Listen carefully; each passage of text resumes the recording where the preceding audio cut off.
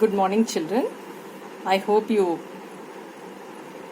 understood the topic that I taught on Tuesday and you were able to finish the homework. Today, we're going to start with the next topic, that is production of electricity from nuclear energy. I think we did till hydroelectric energy. As I told, the principle is important, advantages and disadvantages. Now, we go to the next one, production of electricity from nuclear energy. Now, the principal part of it I have explained already the other day, so you don't have to, I'm not going to explain it again. Now, this part deals with nuclear power plant, so I'm going to explain you that. Okay. The first paragraph talks about how is electricity produced from nuclear energy. Okay. How can you produce electricity from nuclear energy? The answer will be by controlled chain reaction of nuclear fission of a radioactive substance like uranium-235 or plutonium-239. This setup is called nuclear power plant. As I told you the other day, nuclear fission, okay, there are two nuclear reactions possible, fission and fusion, but fusion cannot be used because it is uncontrollable. So we use generally fission to generate electricity. So in fission reaction, chain reaction happens, because of which large amount of heat energy will be produced, but there is a possibility to control it. So controlled chain reaction is possible, because of which and by doing that in a setup called nuclear power plant or nuclear reactor. Okay, so nuclear reactor is the place where controlled chain reaction will take place, and from that you can get electricity. So this is the idea behind it. So if the question comes, how is electricity produced from nuclear energy, your answer will be by the controlled chain reaction of nuclear fission of a radioactive substance like uranium-235 or plutonium-239. Next, describe the working of... Okay, we'll start with the working of a nuclear power plant. Okay, so here is the diagram of nuclear power plant. The first box is called nuclear reactor. The second one is called heat exchanger. And the third is the turbine and then the generator. Now, nuclear reactor is the main part. These are uranium rods. Okay, so these rods are kept, and here fission reaction is happening. Okay, once it is started, as you know, it's going to keep going fast. Okay, so they have inserted some cadmium rods. These are cadmium rods that have been inserted into this setup so that the extra neutrons will be absorbed. Okay, at a time 3 neutrons will be produced, only 2 will be absorbed, only 1 will go to the next step. So cadmium rods help in that, absorbing the extra neutrons. Okay, now the graphite block and all, they are all for insulation. Heavy water is also for another purpose, you'll see next year. Now you just understand this. The main thing is the uranium rods, and then there are those cadmium rods to absorb the extra neutrons. Okay, now this is the main part, that is the nuclear reactor, where fission reaction happens, and by using these rods you can control the fission reaction. So heat energy will be generated. Okay, lots of heat energy will be generated. Now, how to get that heat energy out? So through a pump they'll send some cold water inside. Okay, normal water will be going inside. Now as it gets heated up here, it will become steam and almost it will come out of here. So here they don't send water, first they send a coolant. Okay, coolant is some gas kind of a thing. So they send cool gas here, normal gas, and then it gets heated up and comes out as hot gas. Then because you can't send normal water into it, okay, then there is a separate part called heat exchanger, where the heat from the hot gas is exchanged with the water. Now what happens in heat exchanger is there will be a tube carrying cold water. So there will be a tube carrying cold water. Now this cold water, as the hot gas comes and falls on it, this cold water becomes hot, or it becomes even steam, because the heat energy coming is so high, it converts this water into steam and you get steam outside. Now the steam can rotate the turbine will in turn rotate the generator, and you get electricity. Okay, now don't worry about this complicated diagram. At this stage you are only expected to give a block diagram. So I have made a simple block diagram. It is enough if you draw this. Okay, so please pause the video and draw this block diagram. So the first part is nuclear reactor. From nuclear reactor comes large amount of heat energy. Then comes to the heat exchanger. Now from heat exchanger, out of heat exchanger comes the steam. Then the steam goes into the turbine, and the turbine rotates the shaft of the generator, and then electricity is produced. It's enough if you draw this block diagram. Please note it in your book. Okay, now let's get back to the explanation. So the explanation goes like this.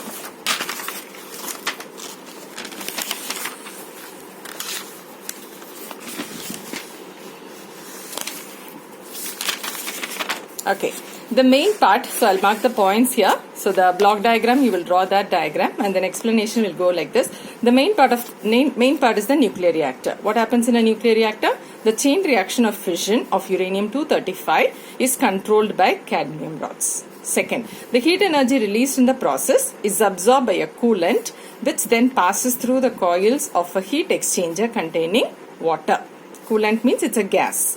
Then the water in heat exchanger gets heated and converts into steam. Fourth point, the steam is used to rotate the turbine, which in turn rotates the armature, and this electricity is produced. So you can strike off this diagram and write diagram in page 146. So you can note the diagram there, and that it's enough if you draw that diagram. Okay. Now, advantages and disadvantages of nuclear energy are very important. Why? Because nuclear energy is one source where you can get lots of electricity. Okay, with very less fuel. If you take just very less uranium, you can generate large amount of electricity. So then all the needs of India or the world can be met, because we all need so much of electricity. But the problem with nuclear fuel is nuclear energy production is the radiations that can come out. Okay. Let's see the advantages first. Advantages will be a very small amount of uranium can produce tremendous amount of energy. Just a small amount of uranium can produce lots of energy. Second point, it continues to release energy over a long period. Even in this nuclear reactor, they say they put uranium, it will go on for years. Okay, and continuously it keeps emitting, giving energy. That's the advantage. But there are equally some limitations that we need to take care of. It is not a clean source of energy, because very harmful nuclear radiations are produced during the process. Now, even during nuclear fission reaction which happens in the nuclear reactor, it can give some harmful radiations. Now, that's why the nuclear reactor is kept inside a concrete, okay, you can see a concrete wall. Okay, and usually nuclear power plants are kept away, they are set up away from human inhabitation and very close to a seashore, coastal region, so that in case there is an accident or something, they can quickly dose it off. So that's why it's very important to protect this. Okay, they have a thick concrete wall so that nothing can come out of it. So in spite of that, there can still be some leakage. So that's the first limitation. It is not a clean source of energy because very harmful radiations are produced in the process. Okay, it's enough if you write till this. Second one, The waste obtained from nuclear power plants cause a high degree of environmental pollution. Now, the other day I told you this nuclear fission reaction. So, uranium, when it splits into thorium plus barium plus lots of heat energy, neutron plus lots of heat energy. Lots of heat energy. Now, this thorium and barium also are radioactive. These are also radioactive. Radioactive means it's harmful to our body. So, the waste that is produced in a nuclear reactor, they just can't dump it anywhere, because from there again it keeps giving radiations that can affect the human body. So, they have to dump it in a faraway place by digging a hole, hole in the ground, and that's not a very easy thing. Okay, waste obtained from causes a high degree of environmental pollution. So putting them away is a difficult task. So these are the limitations of nuclear energy. And the last topic is energy degradation. Energy degradation. Degradation means loss or decrease in energy. So the definition of energy degradation goes like this: the gradual decrease of useful energy due to radiation loss, friction, etc. is called degradation of energy. Gradual decrease of useful energy due to radiation loss, friction, etc. is called degradation of energy. So usually they ask, what do you mean by energy degradation? Give 2 examples from your daily life. Okay. Now, see the first example. When we light a bulb using electricity, less than 25% of the electrical energy converts into light energy. Where does the remaining energy go? Changes into heat in the filament and other invisible radiations. Simple example. Now, when you switch on a light, not these LED ones, the other ones, the filament ones, what happens? It gives light, but after 1 or 2 hours, you touch the bulb, it will be very hard. You can't touch with bare hand. You need to use a cloth or something. Why? Because some of the electrical energy that was given to the bulb has been converted to heat energy. You didn't want it. It was not a needed form of energy, but it will happen because of resistance and other things. So those are unavoidable, and those kind of wastage will definitely be there. See, only 25% of the electrical energy that you give converts into light energy. 75% is getting wasted. This is called degradation of energy. Now, they usually try their best to reduce, but you cannot reduce it beyond a limit. It will happen. Second best example will be when run a vehicle, part of energy from its fuel is used in running the vehicle. Major part wasted in heating the moving parts of machine. Simple example. Again, when a car, you travel in a car for an hour or something, and then you touch the bonnet and see, or you open it and touch the engine, it will be really hot. Do you want it to get heated up? Is that a needed form of energy? No, but you can't help it. When the parts are moving, there will be friction developed. Because of it, some energy will be wasted and it comes out as heat energy. Okay, so that's the second example. Run a vehicle, only part of energy is used in running the vehicle. Major part goes in heating the moving parts of the machine. So this much, even if you write, it's enough. So like that, there are other examples also, but these 2 are very common and simple examples. You can study these 2. Now with this, C part is over. Now, the work for today, homework for today will be, you have written till question number 11 the other day. Now today you will do 12, 13 and 14. 12, 13 and 14. 12th question. How is electricity produced from nuclear energy? How is electricity produced from nuclear energy? 13th question. Give 2 advantages and 2 limitations of nuclear energy production. 2 advantages and 2 limitations of nuclear energy production. And 14th question. What is energy degradation? Give 2 examples from everyday life. You can pause the video and note down the questions, please. And you have to write the answers in your physics notebook. Okay, children. Now, the next important announcement is on coming Tuesday, that is 26th May, you're going to have a test of A and C part of this chapter. Okay, A part and C part.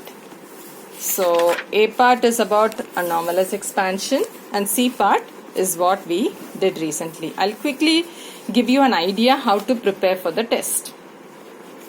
So in A part, you can straight away start from page 127. The first part all are supposed to be the introduction. Okay, you start from here. Define anomalous expansion of substance. Then some examples of substance which show anomalous behavior. As I told you, you need to give the temperature range also. Water from 0 to 4. Silver iodide from 80 to 141, like that. All these things you can memorize. Then come straight to this definition of anomalous expansion of water. This is anomalous expansion of a substance. This is general. This is specifically anomalous expansion of water's definition. Okay. Then these two are very important. Definitely we can expect one question from this. Okay. So you've written answer number 12 and 13. Explanation with the graph. Explanation with the graph. Volume, temperature graph, density, temperature graph. So when you draw the graph, please pay attention to all the informations that I had told in the previous video. And then you come straight to the applications or consequences. So one is how aquatic life is preserved inside a lake or something in the water bodies, and then you have this explanation application. Apart from that, in this reasoning question number 18, you have some reasoning questions which I had made you write. So please study these reasoning questions. So A part only that much. Okay. B part I am not taking a test. You're not having B part for the test. Come straight away to the C part. So C part is full of theory. And first of all, I want you to study all these 13 questions. What are the 14 questions that you have written in your notebook? Please study them. They are the most important questions. Now, after studying that, then you go through it. Okay, then you go through the rest of the things. So this and all, you don't have to memorize. It's enough if you know the information. You just have to know it.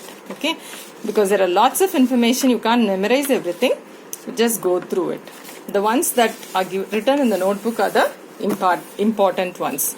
Now, apart from that,